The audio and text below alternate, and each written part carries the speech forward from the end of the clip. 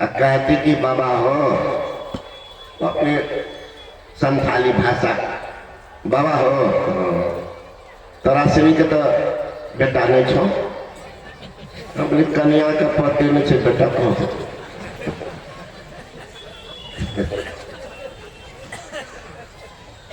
तो कहे छे कि मुंह में आगे के दतो बोले जे या मरे के मन है तो अपने मुंह मार ले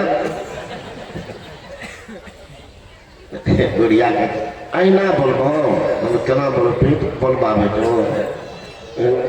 तो तोरा मुक्ति केना है तो हमने जते बाबाजी छो मंच पर यहाँ तो कुछ बैठे हुए हैं पारिवारिक वाले वहाँ संजोग ऐसा नहीं था।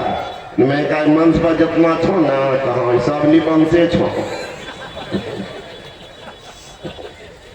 कर मुक्ति कना दे कर न सोचो तो हमरे बारे में सोचे ले लो यार सबका निबंध से छो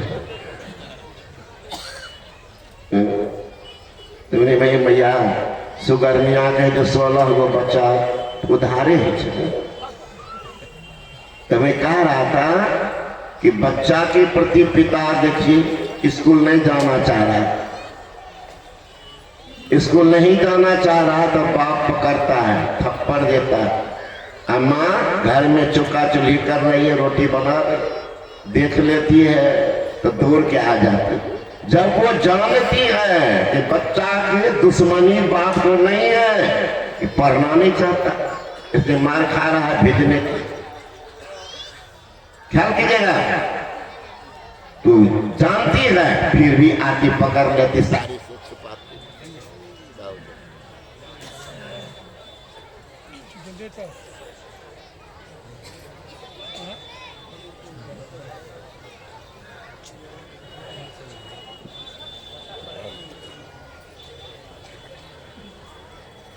श्री सदगुरु महाराज की बिजली भी अपना प्रेम जताने लगी।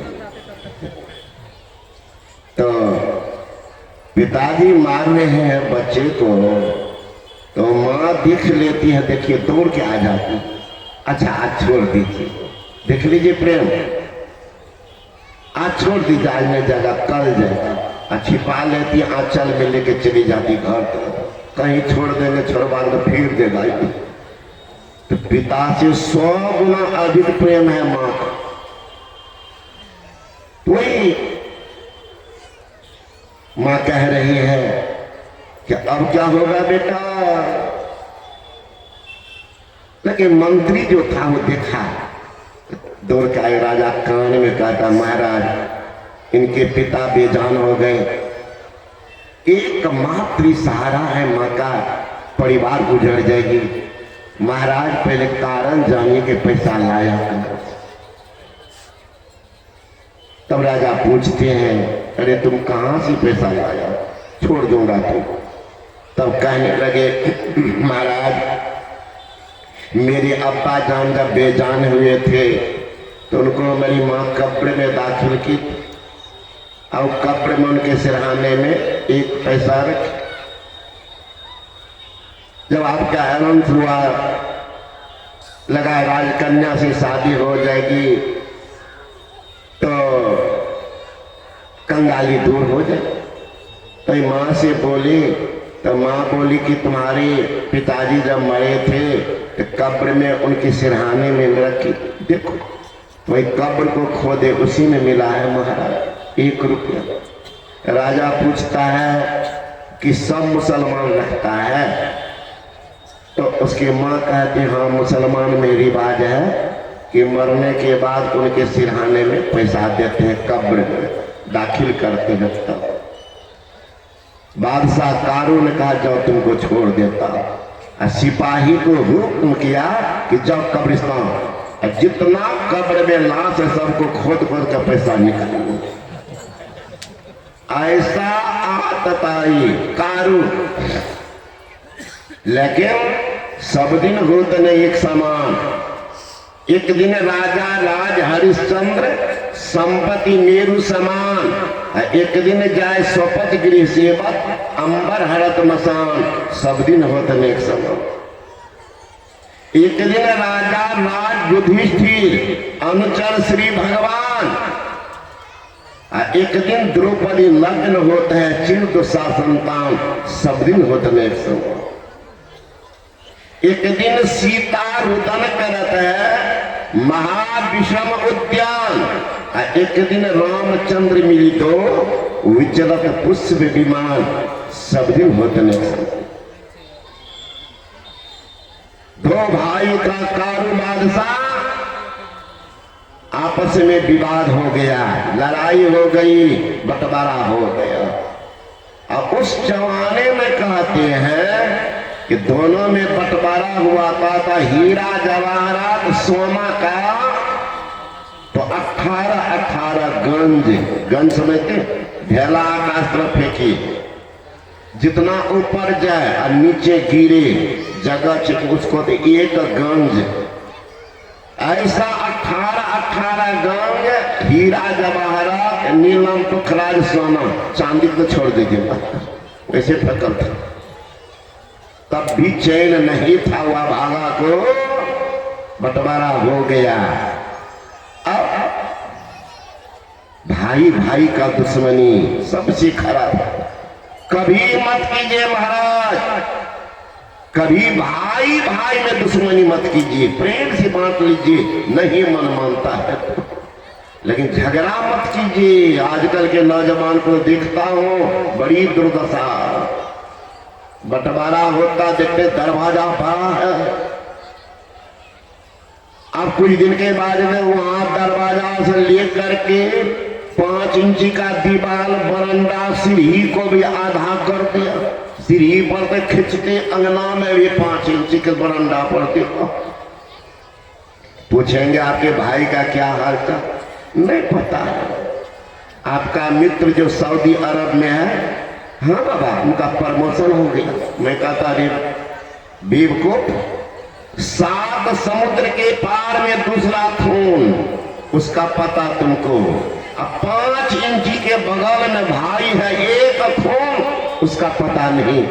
जी के क्या करोगे, क्या ले जाओगे? भाई भाई का दुश्मनी बड़ा खराब। अगर रावण के साथ विभीषण रहता, कभी राम की मज्जाल नहीं कि विभीषण को रावण को मार देते। अब पांडव अलग नहीं होते, मज्जाल रहता किसी राजा को कि कौरव का संहार कर देते। भाई का दुश्मनी बड़ा खराब होता है, इसे कभी भाई से दुश्मनी मत कीजिए। झगड़ा हो गया, हारू बगल के राजा से मिल गए। परिणाम क्या हुआ? वो राजा चढ़ाई किया। ये आपदाई राजा कारू नौकरी महात्मा को फकीर को सम्मान दिया। अहंकार में चूर आदमी साधु बाबा जी को भी लतिया देते हैं। बाबा जी आके की करते रख ले अच्छी। जो भी महात्मा जाए वही अनादर। एक दिन पहुंचे भी महात्मा पहुंच गए थे सोलन। किस रूप में कौन आ जाए क्या ठिकाना। क्यों भेष में नाई ने अरभंग है, देवे में कुसाद, खाए में तंग है। जग से रे उदास, महर में अंत का। अरे हारे पलटो, ऐसी रहनी रे लक्षण संत का। क्या ठिकाना। सोलन पहुंच गए। कार्य कारो, जिंदगी में तुम शुभ काम किए हो, अपने हाथ से दान पुण्य किए हो, कभी साधु फकीर की सेवा की हो, कहीं महात्मा के चरणों पर कुछ चढ़ाए हो, कहीं मंदिर मस्जिद बनवाए हो, कहीं धर्मशाला में अपना नाम लिखवाए हो, कहीं कुआं तालाब बनवाए हो, कभी तीर्थ स्थल का भ्रमण किए हो। महात्मा कह रहे हैं, कारू कहते हैं, अरे महाराज छोड़िए नहीं सब बात। कारू विपत्ति का बादल टूटने वाला तुम पर है, भारी विपत्ति आएगी, पुण्य काम कुछ कर लो, इस संपत्ति किसी और की हो जाएगी। भविष्य द्रष्टा संत बोल रहे हैं, इनको तो नशा है महाराज। अरे महाराज, खैनी का नशा, बीड़ी का नशा, तारी दारू का नशा, शराब का नशा, पीने के बाद कुछ देर, कुछ क्षण के बाद उतर जाता। लेकिन जिनको विद्वता का नशा, धन दौलत का नशा, बल वैभव का नशा, ये नशा चढ़ गया है, महापुरुष कृपा हो जाए तब तो कोई बात ही नहीं, अन्यथा उनके नशा चिता पे उतरता है। श्री सद्गुरु महाराज वो झुकेगा क्या? ओ कारू बादशाह कह रहे महाराज छोड़िए। कहा देखो कारू, ये ईट पत्थर बहुत जमा किए हो, आलीशान मकान छुट जाएगा।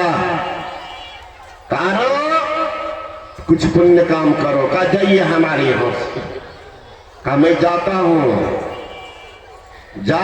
कारू, लेकिन विपत्ति आएगी तो एक बार सिर्फ महात्मा सोलन का नाम लेना।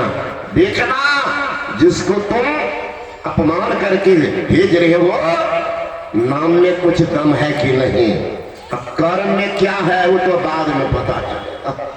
ध्यान क्या किए, भजन क्या किए हैं, ये बात की बता। महात्मा सोलन चले गए। अब ये उनका भाई बगल वाले राजा से मिल गए, वो पूरा तैयारी क्या चाहे कर राज को लूट लिया,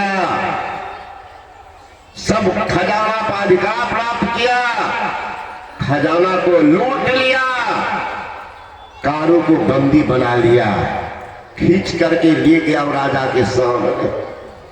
कहा महाराज ये आतताई निर्दय निष्ठुर कमीना ये राजा कारू यही है। राजा मत बोलो, ये कारू का ये जी के क्या करेगा? वो राजा धर्मात्मा था, कई जी के क्या करेगा? इतने बड़ी जिंदगी में शुभ काम ये अपने जीवन में नहीं किया, न अपने हाथ से दान पुण्य किया, न साधु का सेवा किया, न परोपकार किया, न कोई धर्म स्थल बनाया, न कोई कुआं बाबरी खुदवाया। जी के क्या करे? जाओ अग्नि की ज्वाला को जला, इनके हाथ और पैर को बांध करके जिंदे फेंक दो। बांध दिया, सारे लोग बैठे हुए हैं वहां, अग्नि की धधकती ज्वाला बांध दिया। अंत में महाराज शैतानी तो दूर होगी जब मौत सताती है। देख लीजिए,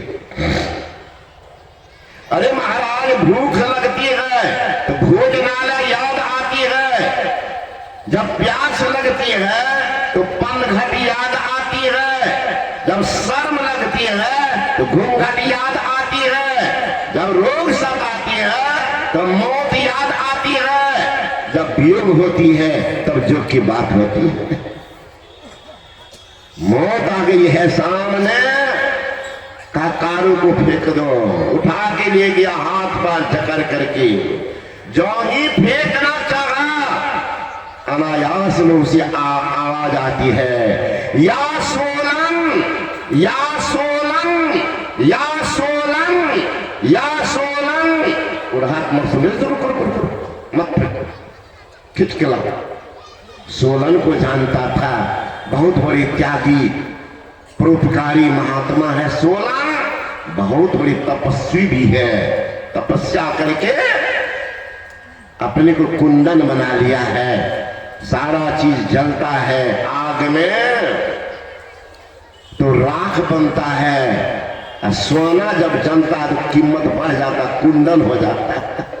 जब तपस्या महात्मा करते हैं अपने कुंदन बना लेते हैं। प्रत्यक्ष प्रमाण गुरु महाराज को, तो आपके समाज अब यही बात मैं कहता हूं, देश में जाता हूं हर साल सत्संग करने, राजस्थान, तमिलनाडु, पंजाब, उधर बोलता हूं कि गुरु महाराज गुफा खोदले मिट्टी के भीतर में घुस गए। लोग आश्चर्य लगता है कि सही है बाबा, आप लोग सब जानते सही है कि घर के बगल में अभी वो एक सेकंड उठाइएगा के देख लेते। अब तो विशाल मंदिर भी बन गया वहां। तो मेरे कहने का मतलब, तपस्वी का जो जानते थे वो राजा कहते, अरे पापी किनका तुम नाम ले रहे हो? जीवन के अंतिम क्षण में किनका नाम लिया? तो रोने लगा, महाराज मेरे दरबार में एक फरिश्ता आया, उनका नाम था सोलन, मैं उनका कोई सम्मान नहीं किया। ओ इतना मुझे कहा, मैं जिंदगी में कोई पुण्य काम नहीं किया। यही बात मुझे दिग्दर्शन करा रहा था कि तुम ना दान किया, ना साधु सेवा किया, ना पुण्य किया, रे पापी तुम क्या जिएगा। बड़ा कष्ट हुआ था उनकी भाषा। उन्होंने एक बात जरूर कही, जाते जा मैंने महाराज को सम्मान नहीं, जाते हुए भी उनकी कोई मैंने सेवा नहीं की, न दान किया, न चरण पर चढ़ाया, अनमनस्क के भाव से विदा कर। लेकिन फिर भी वे महामना, समदर्शी, सब पर अपना प्यार रखने वाला, अंत में भी यही कहा कि देखो तुम पर विपत्ति आएगी। अच्छा कौन विपत्ति आएगी? मैं इतना बड़ा सहंसा, इतनी संपत्ति के मालिक, इतने फौज पर अधिकार, नहीं समझा सदकरी भाषा। महाराज अनमनस से विदा किया। फिर भी वे महामना, जीव पर दया करने वाले, मुझे भला ही बात बोला का देख लेना, अंत में तुम्हें एक बार सोनम का नाम लेना, विपत्ति आएगी तुम पर और निश्चित आएगी। तो भविष्य दृष्टा देख ले, मुझे क्या पता। महाराज सब कुछ चला गया, होश होश आवाज सब गए, सब रूप जा चुका है, अब हम भी जाने वाले हैं, सामान जा चुका है, सब कुछ चला गया महाराज, अब जान जाने वाली है। उसी अनायास जिनको कभी मैंने याद नहीं किया, न कभी उसका नाम पुकारा, अनायास मुंह में आया या सोलन। उन्होंने कहा था अंत में सोलन का नाम, मरते समय अनायास मुंह में आया, वही नाम आया, या सोलन, या सोलन, या सोलन। राजा ने कहा ये पापी को अब मत मारो,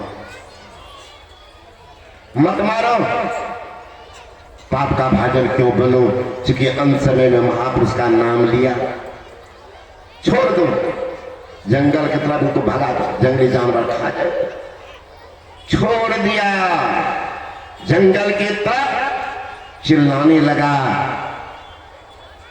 ओ मेरे महबूब, ए मेरे फरिश्ता, या सोलन कहाँ हो, जिनके नाम में इतना दम है, धधकती अग्नि की ज्वाला बुझ जाती है, जकड़े हुए जंजीर हाथ से खुल जाते हैं और वो उन्मुक्त छोड़े जाते हैं। ये सोलन कहाँ हो, पागल के तरह घूम रहे थे, या सोलन, या सोलन।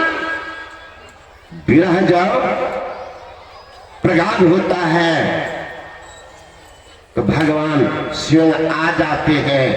विरह नहीं, जिंदगी बीतेगी, बस वही अंधकार मंडल ही रहेगा।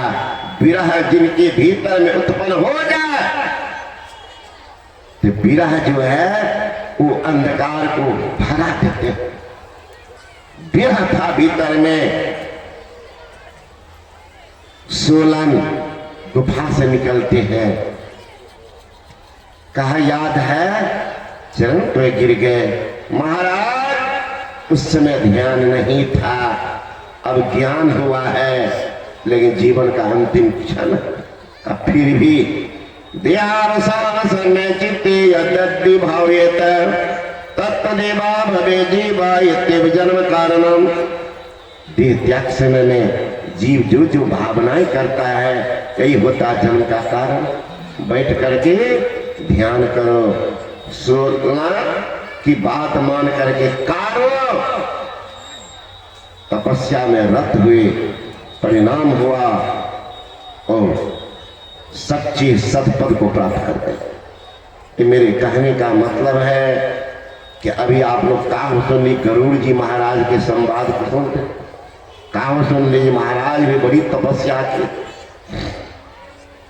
और एक निष्ठ महाराज, कोई शास्त्र पढ़िए, कोई शास्त्र, भगवत गीता पुराण पढ़िए, राम की चर्चा होगी, कृष्ण की चर्चा होगी, शिव बाबा की चर्चा होगी, काल सुंडी की कहीं चर्चा नहीं। एकमात्र रामायण, हर कन कन में, हर रग रग में काल सुंडी घुसे हुए हैं। कारण एक निष्ठ राम की परम भक्त काल सुंडी, इसे कहीं चर्चा में राम राममय हर रामायण है।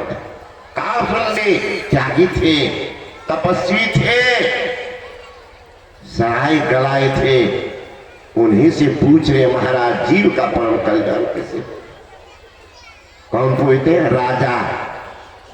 राजा पूछ रहे हैं गरुड़ जी जीव का कल्याण